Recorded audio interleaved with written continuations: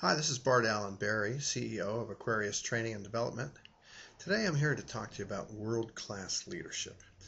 Everyone claims to be leadership experts these days, and there are many different leadership models and styles to choose from. Situational leadership, servant leadership, leader as coach, visionary leadership, participative leadership, transactional leadership. You get the idea.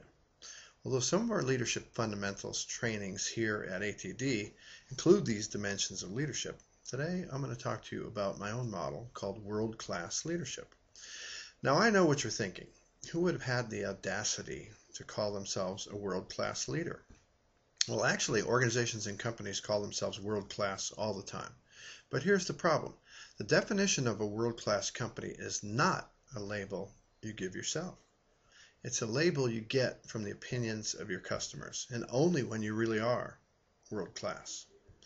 Our customer satisfaction survey and results of our research with literally millions of data points across many different industries reveals that companies don't receive world-class status from customers until they achieve the highest overall satisfaction scores, literally a 9.24 or higher on an overall satisfaction behavior curve from 0 to 10.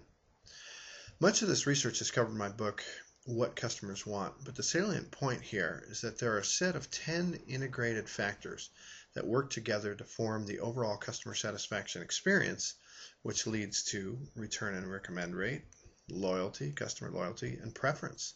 These are the essential factors which keep sales happening and the organization alive. It's with these underlying assumptions about the factors which contribute to the creation of a world-class enterprise in the eyes of customers that the world-class leadership model is based. Now, in my mind, world-class leadership means the degree to which, as a leader, you are prioritizing, focusing on, and implementing the values, policies, tactics, and strategy that will create a world-class enterprise in the eyes of your customers. And with the corresponding behavior associated with that, loyalty, preference, you're known as the best, and so forth. This goes a bit beyond the idea of adjusting your behavior situationally to get an individual manager to do what you want, as is so popular in a lot of leadership training. World-class leadership means you're embracing the 10 core dimensions of satisfaction and championing them and implementing these in your organization, your department, or your work group. I'm going to cover these briefly here. See if you can apply any of these attributes to your own situation or that of your work group or company. Now the first one is quality. Of course, that's pretty obvious, right? What does it really mean? It means zero mistakes, zero defects, no mistakes or inaccuracies, kind of the whole Six Sigma mentality. The product or service is right the first time. The other dimension of quality is that customers are continually comparing you with the best they have ever experienced or the best available. Kind of like your local municipal golf course compared to Pebble Beach, something like that. Do you plan to do or to meet or to exceed those who do it or make it better than you? World-class leaders focus on knowing what the benchmark is and being the benchmark when it comes to quality. Value is the second point that's really important to focus on with world-class leadership of the 10. Value means that, of course, customers want the best price available. That means compared with the prices available elsewhere. This is tough to do in our global economy and a big reason why U.S. manufacturers are struggling. The price paid for a product or service, or the value derived from your management, for example, your skills, what you bring to the table as an employee, should also be historically appropriate, based upon the price paid for similar services in the past. No one likes a sudden jump in gas prices or to pay more and get less than they're used to. World-class leaders are hypersensitized to value considerations. Another dimension of value, which world-class leaders think about, is that value continues to remain a good value long after the sale. World-class leaders concern themselves with durability and utility for their products and services, or the work product of their department for the long term. The third element is timeliness. World-class leadership means delivering on time, at the agreed upon time, and not wasting anyone's time. How many companies do you know who need to focus on this?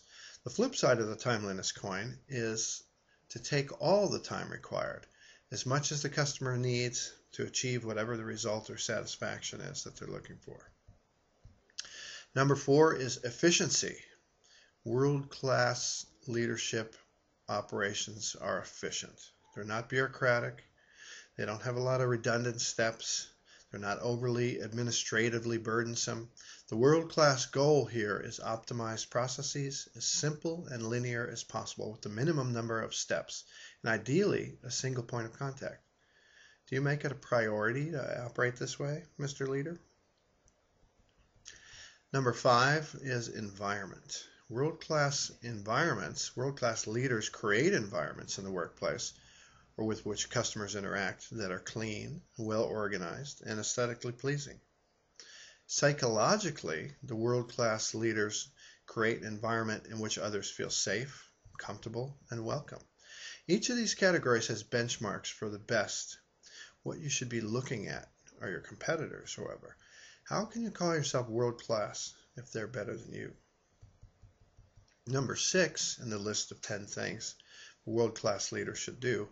Number 6 is ease of access. Being world-class means being accessible with no barriers to customers obtaining information, contacting individuals, finding you or accessing you when your doors are open. It's all about making yourself available when it's convenient for them. You're always available. As a world-class leader, you're easy to get a hold of. People can get what they need from you. They can get the information they need. They can connect with you. Self-management is number 7. Now we're talking about the frontline service behaviors here. World-class leaders focus on creating an environment where their employees have excellent manners, courtesy, attentiveness, I'm talking about enthusiasm, great personal appearance, all things which are so easy to make a difference with, but so sorely lacking in so many organizations. World-class leaders and organizations have frontline service behaviors consistent with the best to be found anywhere.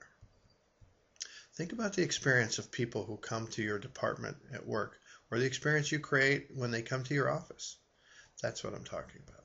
Number 8 kind of ties into number 7 a little bit, but it takes it a little bit deeper. It's called commitment to the customer. Now, whether the customer is your pain in the backside boss or the customer who signs the multi-million-dollar contract, world-class leaders consistently demonstrate that they have the customer's best interest in mind over the long term. They're honest in all their dealings. They take responsibility when things go wrong.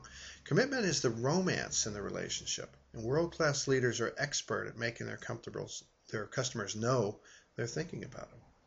That's what world-class leaders do. Number 9, one of my personal favorites, interdepartmental teamwork. World-class leaders work well with others and make it a priority to see that those they manage do so as well. Between individuals, between departments, between divisions, world-class leaders understand the importance of each part of the value chain and how it needs to work well together for seamless delivery to the customer. Interdepartmental teamwork is critically important to organizations that want to be world-class.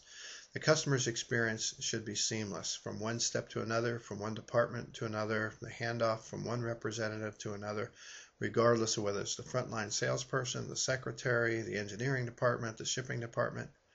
You get the idea. And finally, number 10, innovation.